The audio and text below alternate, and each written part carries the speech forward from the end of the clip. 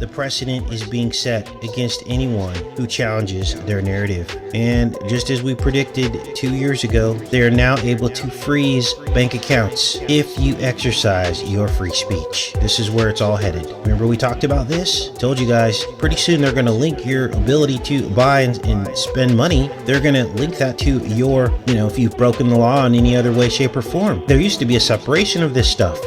Trump or Mr. T did sign this civil asset forfeiture, so that made it easier for them to collect your money and wipe out your bank account if you were found to do something wrong. That was its first step. Now they're going to say, based on your social media post, we're going to do the same thing. This is not good, even though it's happening to Mr. T. This is setting a precedent that he's become the poster child for censorship. Now I'm going to say something next that's probably going to shock you. Mr. T played his supporters very carefully, and if you look back at all the comments and things that he said over the years, I can't find one particular comment that he made that can definitively be categorized as hate. He only gave the illusion of hate to stir up the hate among his supporters, hoping that they would take it a step further. Does this make any sense to you guys? This whole Queen Latifah Burn America episode, while everybody stands by and watches, it had a purpose. The purpose was, and I said this when it was happening, to trigger the white right, which is exactly what it's doing now. Then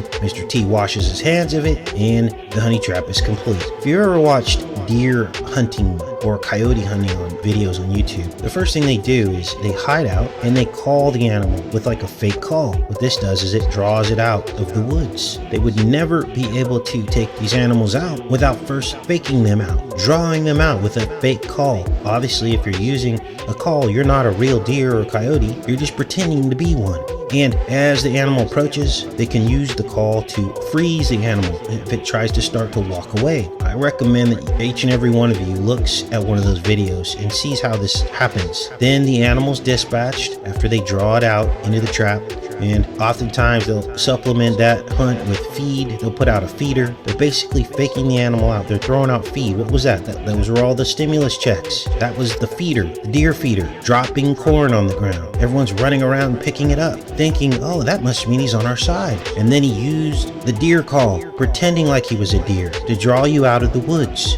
Feelings that whites had about race were finally starting to go away. We came out of the 60s, and in the 70s, there was a little bit of that going on. We were all just starting to live in harmony, see each other as equals, even though they kept trying to stoke the blacks and keep bringing up the past and making them remember it over and over and over again. Like with MLK Day, every time that would roll around, the blacks would get angry. Look, I grew up in a black family and I'm black, so I heard all this. I grew up in this. And they would say, they did him so wrong. When are we ever going to get closure on this? And I believe that was the entire purpose of that holiday. It's so weird how it falls on the inauguration, isn't it? It's almost like this whole thing was set up from decades and decades ago, from the time MLK Day was even originated. And now here we are at a point in history where we've come full circle from the 1960s. We're right back where we started. They're trying to give the illusion of being right back where we started. I don't really believe, even after all of this, after all the stoking that they've done from the right and the left to try to make the racists hate each other, it still hasn't worked. So they have to pretend like it's working by their narrative from the mainstream. They have to say that there's these groups and say this and allow them to burn, these people. But if you go talk to those people, they don't say that they have any problem with any other race. This is all about unfairness and how Mr. T has been treated. That's what it's really about. But they're being drawn in. That's a deer call. I remember back in the 1990s, they started publicizing, giving airtime to these white extreme groups. I remember being a young adult and thinking to myself, these people must be in a very, very small minority, a very small part of the country, because I've never seen them. I've never felt their influence. I've never had anybody call me a racial slur. Now, I'm sure that happens more in other parts of the country. I grew up in California, so obviously it's much different, but I just didn't see it. And then over the next several decades, the media started ramping up the fear, trying to make black people believe that there were around every corner there was a supreme person. And then the bikers got a bad rap. Those guys just want to put on their tattoos and ride around. Most of them are not supremes, but then they had us fearing them. I think they got profiled because they're scary looking, and so they're like, oh, let's just say that they're all, and this is what the media did, putting all this fear in people, stoking the fire. Now, none of what happened is happening in America right now could have happened without 99% of Americans having a TV and a cell phone. None of it could have happened. Do you see how all this is by design? They had to wait until they had already integrated televisions and phones to start to pull this off, because they needed the constant drumbeat of disinfo. And I remember back in the 80s, only like 70% of people had TVs in their homes. Nobody had cell phones. And now here we've become saturated with media, and all that had to be put in place. The higher internet speeds, the networks. Do you see how all of this was put into motion? This is an entire program. It's an entire plot by the right and the left to bring about what they want for this country. And that is complete and total control, rule of law, so that they can pass any unfair laws that they want. And you will have to comply. There will be no way out, because it will be electronically enforced. They'll shut off your bank account. They can do whatever they want. They can force you. They could say, oh, it's now the law to take a VC. What are you going to do about it? After this wall is complete, you won't do a dang thing. Let's go back in history again, because they started ramping up this fear. And then they put, I'm going to call him Alabama, into the swing. And then the pendulum swung back the other way. And it was designed to put whites in fear. It was the setup to bring in Mr. T is what it was. I was down in Arkansas talking to the folks there. I went into lots of stores, talked to people, the most friendly people on the entire planet, even with all this going on. And I was in a town of 99.9% white people, and I did not, except for that one guy, but he's my friend now. I made friends with him. See how that works? Everything doesn't have to be the end of the world when someone makes a comment that hits your ear wrong. Flip it around, turn it into something positive. Say, well, I guess I'm the first black man you're gonna like then. That's what I did. The guy laughed. I shook his hand. We gotta stop this fear thing and bridge the gap. But one thing I did keep hearing is that some of them were saying that it was really hard for them during the Obama years, and there wasn't a lot of work. I don't know how that could happen in a place like Arkansas. I don't know how much Alabama had control over things like that. But let's break this down, because now I'm going to say something that's probably going to shock you even more. Alabama didn't do anything for black people. The things that he said he was going to do, I disagreed with, even being a black man, because all that it does is keep digging up the past. His sole purpose was a bird call,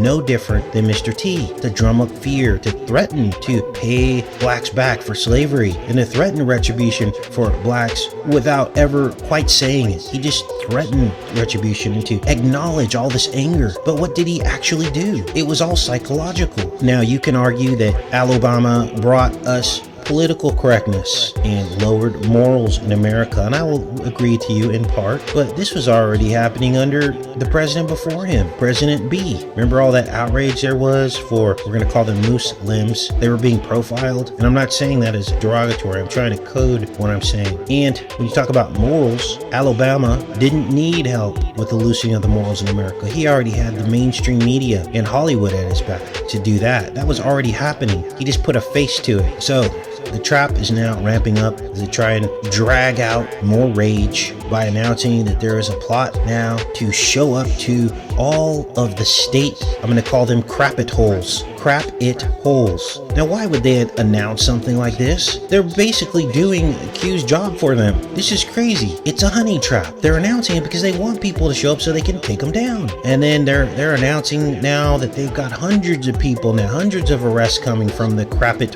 hole day, we'll call it. And by the time that they're all said, it's all said and done, they're saying that they have video footage and they have thousands and thousands of images and video. Where do you think they got all that from? From people's cell phones as they're taking selfies. I mean, what better excuse do they have to go into your private data? This is a practice run to see how efficiently they can round people up when they get out of hand. So they've got hundreds and hundreds of arrests. First it started out with a couple dozen arrests. Now they're talking about arresting half the crowd that showed up, whether you were there peacefully or not. Your sign could have said something that they didn't like, and they're going to round you up and put you behind bars. They'll say that's insightful. That's considered hate. If your sign said H should be in jail, they could arrest you for that. I mean, where does this stop? If they can say that Mr. T's words were enough to put him in jail and impeach him, simple words, which I just demonstrated to you, no words that he ever really said could really be construed to say, it's all the illusion of it. It's all like a suggestion, subliminal suggestion of hate.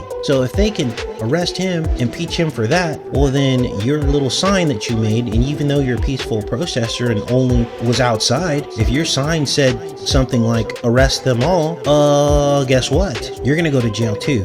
I'm trying to get the real patriots in this country to wake up to the deception and that you've been used. I'm not saying this as a criticism or because I think you're dumb or stupid. I'm saying this to you because I care about you. And it's time now to reach out to those people, the fallout from the Q crowd, and say, you know what, you guys, you were tricked. This was a honey trap. And you're hunters and you know how this works. Cattle call, deer call. And what are we getting from Mr. T? All we're getting is statements of law and order and sending troops and condemning the people that showed up. He does not have your back. And anyone who opposed, we're going to call it the electrocution results, because that's what these are. They're electrocutions is what they are. Every time you go in and give your consent, you're giving your energy, your electricity to the system to continue the charade. And of course, Mr. T is doing one thing and saying another. So the book burning has begun. They are now deplatforming at will, and only those of us who have managed to stay under the radar will survive. Most of the channels you've grown to love will be gone after this is all said and done. I guarantee it. And we will have learned a lesson.